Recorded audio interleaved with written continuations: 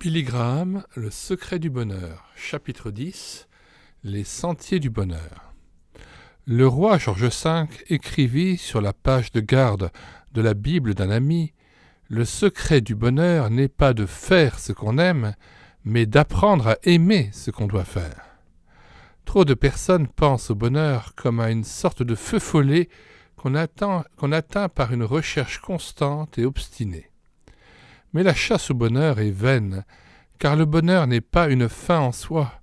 On ne trouve pas des sacs d'or au bout de l'arc-en-ciel, comme nous le pensions quand nous étions enfants. L'or est extrait des mines ou laborieusement lavé dans les sables d'un torrent. Jésus dit une fois à ses disciples « Cherchez premièrement le royaume de Dieu et la justice de Dieu, et toutes ces choses vous seront données par-dessus. » Matthieu 6, 33. Les choses dont il parlait étaient celles qui donnent à l'homme la sensation de bonheur et de sécurité. La nourriture, la boisson, le vêtement, le logement. Il nous dit de ne pas faire de ces besoins le but premier de notre vie, mais de chercher le royaume, et ces choses nous seront automatiquement données. Si nous voulons être heureux, c'est là que se trouve le secret du bonheur. Cherchez premièrement le royaume de Dieu, et toutes ces choses vous seront données par-dessus. Dans les pages précédentes, nous avons essayé d'interpréter la formule de bonheur que Jésus donne.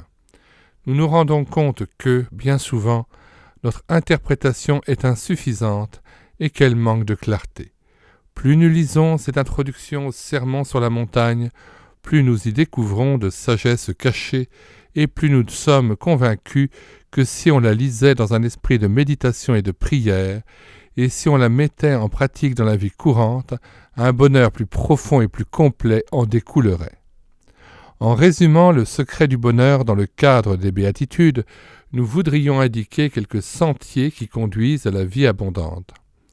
Reconnaissez votre pauvreté spirituelle. Ne laissez pas votre orgueil dire « Je suis riche, je me suis enrichi et je n'ai besoin de rien » Apocalypse 3,17. Rappelez-vous que votre propre justice n'est qu'un vêtement souillé et que le salut ne s'obtient pas par les œuvres, mais qu'il est un don de Dieu. Souvenez-vous toujours de la première béatitude, « Bienheureux les pauvres en esprit, car le royaume des cieux est à eux. » Dieu mesure les hommes à la dimension de leur humilité et non à la grandeur de leurs œuvres ou à la taille de leurs capacités. Soyez sûrs d'avoir accepté Christ.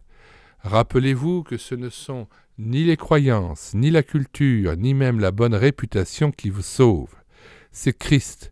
La Bible dit à tous ceux qui l'ont reçu, la parole, Jésus-Christ, à ceux qui croient en son nom, elle a donné le pouvoir de devenir enfants de Dieu. Jean 1,12.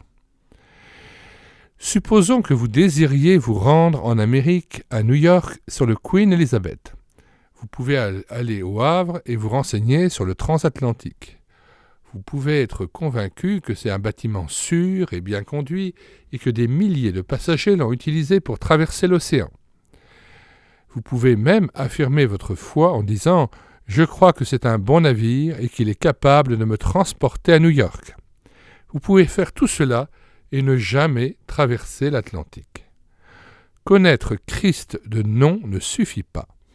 Être convaincu qu'il est le sauveur du monde ne suffit pas. Affirmer votre foi en lui, comme nous le faisons dans le symbole des apôtres, ne suffit pas. Croire qu'il a sauvé les autres ne suffit pas. Vous ne croyez pas activement en lui avant de lui avoir donné votre vie et de l'avoir reçu comme votre sauveur. La meilleure manière de montrer votre confiance dans une banque, c'est d'y déposer votre argent. Et la meilleure manière de témoigner votre confiance en un médecin, c'est de vous fier à son diagnostic en cas de maladie.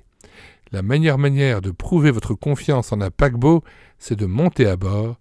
Et la meilleure manière de démontrer votre foi en Christ, c'est de lui confier votre vie et de le recevoir sans réserve comme votre sauveur.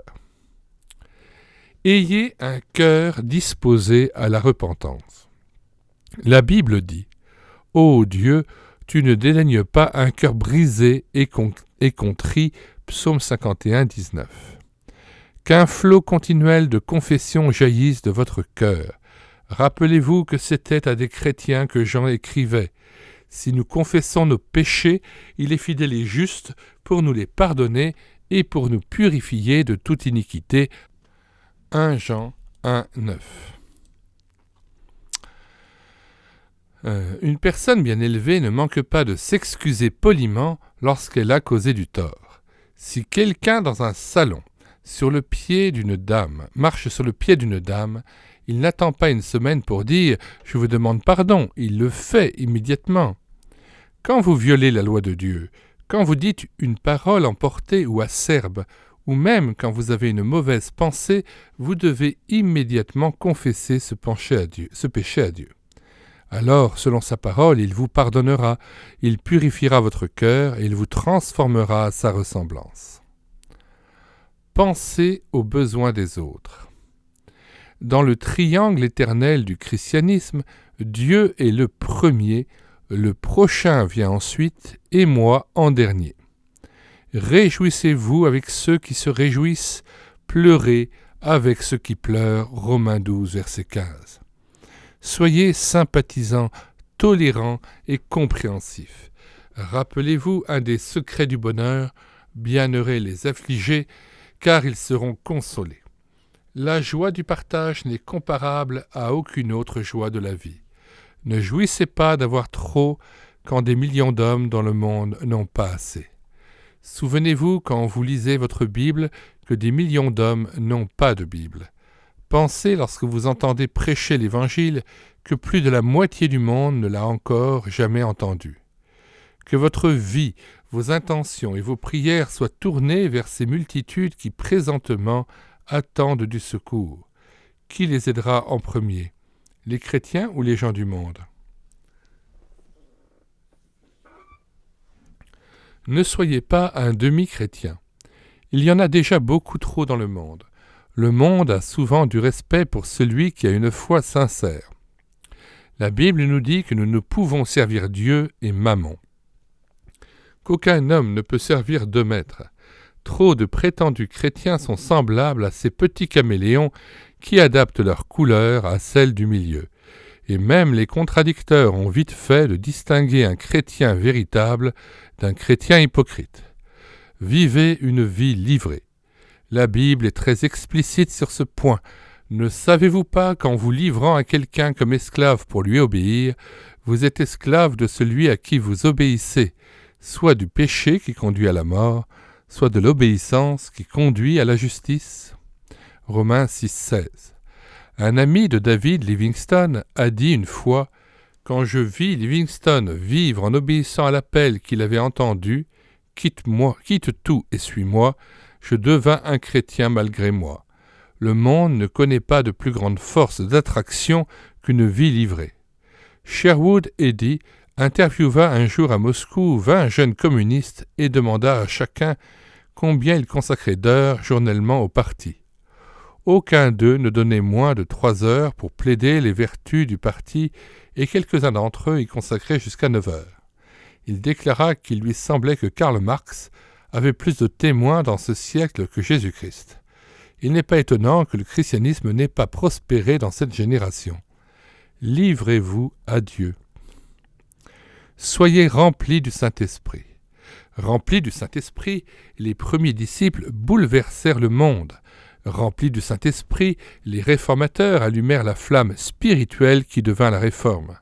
Remplis de l'Esprit, John et Charles Wesley, partant de l'université d'Oxford, sauvèrent une grande nation d'une ruine morale et politique. Remplis de l'Esprit, Francis Asbury, George Fox, Jonathan Edwards, Charles Finney et David Brainerd embrasèrent les montagnes et les prairies d'Amérique d'un feu spirituel. Remplis de l'Esprit, D.L. Moody et Ira Sankey secouèrent 2 continents endormis dans leur léthargie spirituelle.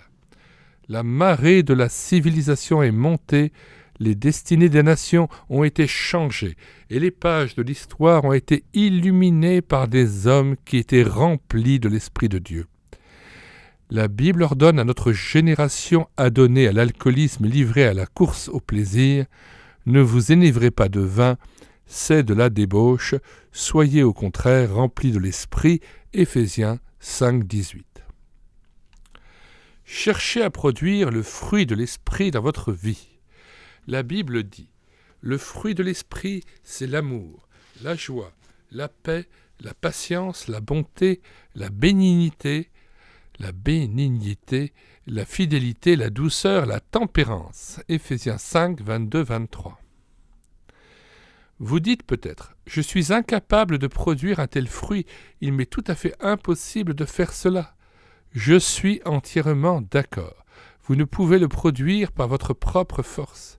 Rappelez-vous que la parole de Dieu dit « Le fruit de l'esprit, c'est l'amour, la joie, la paix, la patience, la bonté, la bénignité, la fidélité, la douceur et la tempérance.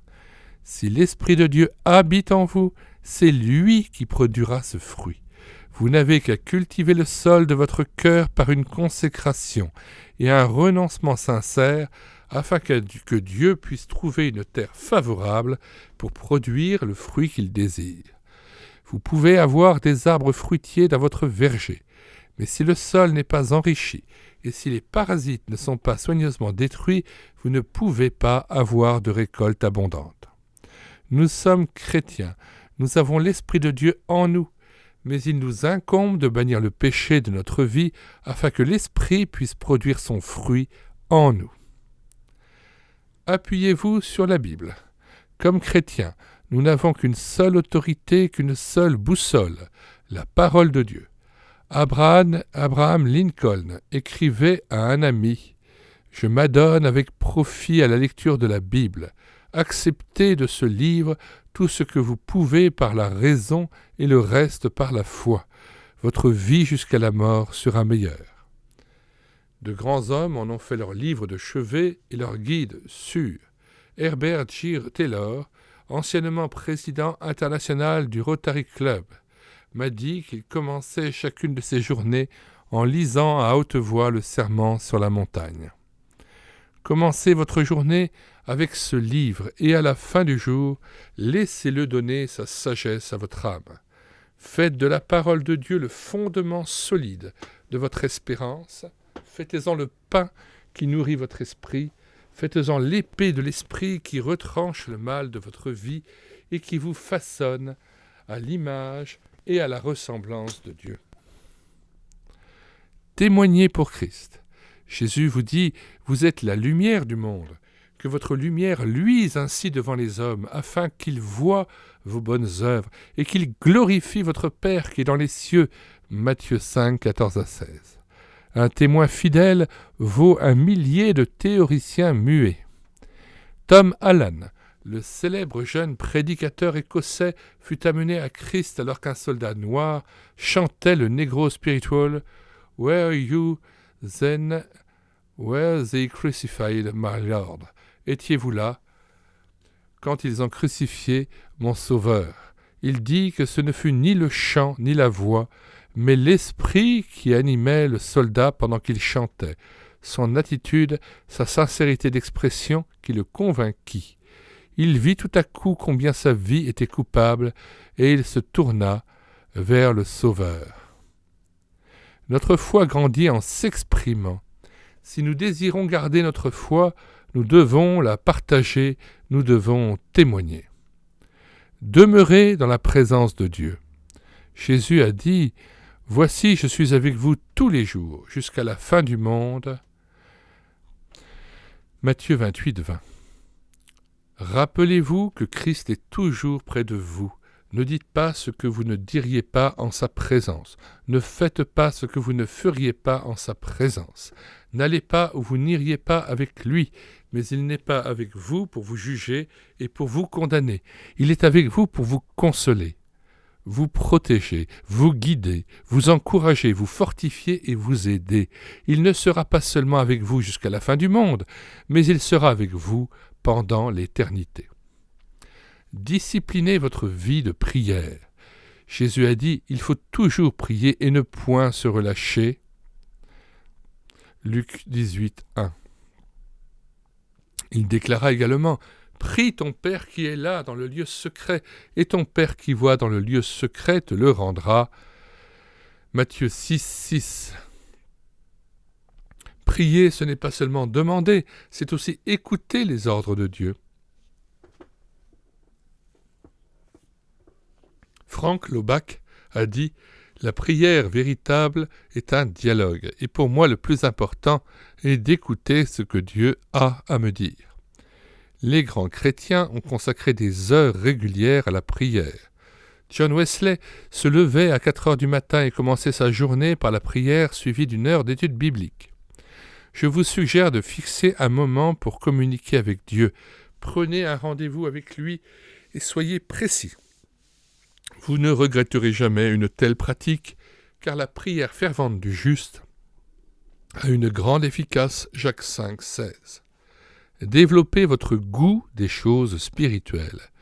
Bienheureux ceux qui ont faim et soif de la justice, car ils seront rassasiés. Le goût pour les choses spirituelles, comme n'importe quel goût, peut être développé. Je n'aimais pas le yogourt, mais on m'a dit que cela serait bon pour moi, aussi j'ai essayé de l'aimer et maintenant je l'apprécie beaucoup. Il ne sera pas facile au début de lire la Bible, de témoigner et de prier, mais après avoir senti la force qui découle de ces moyens de grâce, ils deviendront une partie de votre vie de tous les jours, comme la respiration ou la nourriture. Votre âme en sera fortifiée. Ne critiquez pas votre prochain. La critique peut vous empêcher de grandir dans la foi. Ne vous élevez pas aux dépens d'autrui. Si vous dites du bien de votre prochain, il dira du bien de vous. Mais si vous le condamnez en retour, il vous condamnera. La critique engendre la critique, mais la louange engendre la louange. Jésus a dit « Bienheureux les miséricordieux, car ils obtiendront miséricorde. » N'enviez pas votre prochain. Deux des péchés les plus dévastateurs aujourd'hui sont l'envie et la convoitise. Envier votre prochain peut causer de grands ravages dans votre vie et miner votre force spirituelle. Vous pouvez aussi ruiner votre position sociale et affaiblir votre témoignage chrétien. Ne vous laissez pas asservir par ce mal rongeant. Il peut détruire votre bonheur et enlever la douceur de votre vie. Aimez les autres. La Bible dit que la charité soit sans hypocrisie, ayez le mal en horreur, attachez-vous fortement au bien. Romains 12, 9. Ce passage dit que la charité soit, montrant par là qu'il nous est possible d'empêcher l'amour d'être ce qu'il doit être. L'amour de Christ en nous n'acceptera personne, s'il n'est pas stérilisé ou gêné par nos préjugés et nos méchancetés. Christ en nous continuera à aimer même ceux qui ne sont pas aimables, s'il n'est pas entravé par notre égoïsme. Prenez courageusement position pour ce qui est droit. Horace Pitkin, fils d'un riche marchand, se convertit et partit comme missionnaire en Chine. Il écrivit à ses amis d'Amérique « Nous saurons bientôt avec certitude si nous sommes appelés à le servir ici-bas ou là-haut. » Peu de temps après, une troupe d'agresseurs enfonçait la porte de l'habitation de Pitkin. Il fut décapité et sa tête exposée sur l'autel d'un dieu païen, tandis que son corps était jeté dehors dans une fosse avec les cadavres de 9 chrétiens chinois. Sherwood Eddy écrivait à son propos « Pitkin gagna plus d'hommes par sa mort qu'il n'aurait pu le faire par sa vie. » Christ a besoin aujourd'hui d'hommes qui ont l'étoffe de martyrs. Ne craignez pas de prendre hardiment et résolument position pour lui.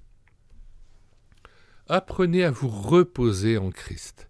J'ai observé une fois un petit enfant qui apprenait à marcher. Aussi longtemps qu'il gardait les yeux fixés sur sa mère, il était détendu et en parfait équilibre, mais dès qu'il regardait ses petites jambes vacillantes, il tombait. Simon-Pierre put marcher sur les vagues de la mer de Galilée aussi longtemps qu'il garda les yeux fixés sur Christ. Mais quand il détourna ses regards du Sauveur, il enfonça. Nous vivons des temps tumultueux. Les hommes sont harassés par des soucis, des craintes et des phobies. Rien ne peut relâcher les tensions de la vie comme une foi solide en Christ. Dans mes croisades d'évangélisation, appelé à parler souvent 2 à 3 fois par jour à des foules de plusieurs milliers de personnes, je me sens devenir nerveux et tendu. Lorsque cette tension augmente, je trouve un endroit où je peux m'étendre et je me détends complètement. Après une prière simple et tranquille, je répète ces mots avec une foi toute simple. Je puis tout par Christ qui me fortifie. C'est alors que je deviens pleinement conscient de sa présence fortifiante. Parfois, ayant parlé à d'immenses auditoires dans des conditions défavorables, je suis sorti du stade où la réunion avait eu lieu, aussi frais et plein de vigueur qu'après une bonne nuit de sommeil. Vous aussi, vous pouvez apprendre à vous reposer en Christ. Ne soyez pas hantés par la persécution. En d'autres mots, ne soyez pas hypersensible à la critique et n'ayez pas un sens exagéré de votre importance, car c'est le secret du malheur. Beaucoup de gens égocentriques sont victimes de cette terrible maladie de l'imagination. Même si les gens ne les critiquent jamais réellement, ils s'imaginent qu'ils le font et ils souffrent les tortures d'un enfer mental. Le malade de la persécution s'imagine immédiatement en voyant 2 personnes causer ensemble sérieusement qu'elles discutent de ses défauts. Il se retire dans la chambre de torture de sa propre imagination faussée, où il fabrique son malheur de toutes pièces. Fuyez cette hantise comme vous fuyeriez la peste. Rappelez-vous que vous êtes immortel. Attendre une félicité absolue et parfaite dans cette vie, c'est espérer un peu trop. Rappelez-vous que cette vie n'est que l'antichambre de l'éternité. Et dans ces béatitudes, Jésus nous dit que cette vie nous réserve persécution, médisance, diffamation et déception.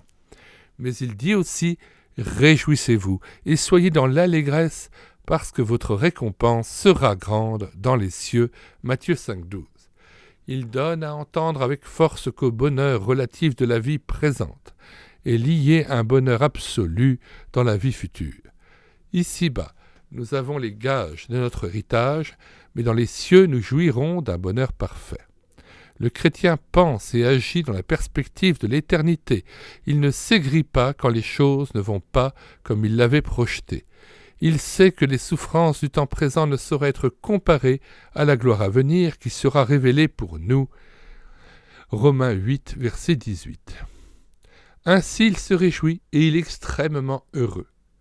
Au temps où l'Ouest américain regorgeait d'or, les pionniers supportaient les souffrances de la traversée des prairies, des montagnes et des déserts, et les attaques sauvages des Indiens, parce qu'ils savaient qu'au-delà de ces sierras s'étendait la Californie et ses récompenses.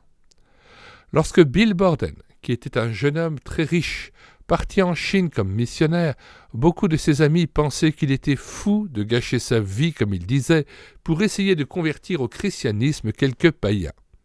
Mais Bill aimait Christ et les hommes. Peu après son départ, il contracta une maladie orientale et mourut. À son chevet, ses amis trouvèrent un billet qu'il avait écrit en mourant et qui portait ces mots « Aucune réserve, aucun recul et aucun regret ». Il avait trouvé plus de bonheur en quelques années de service que la plupart des gens dans une vie entière. Des milliers d'hommes raisonnables et cultivés ont trouvé sur la terre le bonheur en Christ, vous pouvez aussi le trouver. Mais rappelez-vous que vous ne l'obtiendrez jamais en le recherchant pour lui-même. Comme le Seigneur, qui est le dispensateur du bonheur, l'a dit, « Cherchez premièrement le royaume et la justice de Dieu, et toutes ces choses vous seront données par-dessus. » Matthieu 6, 33.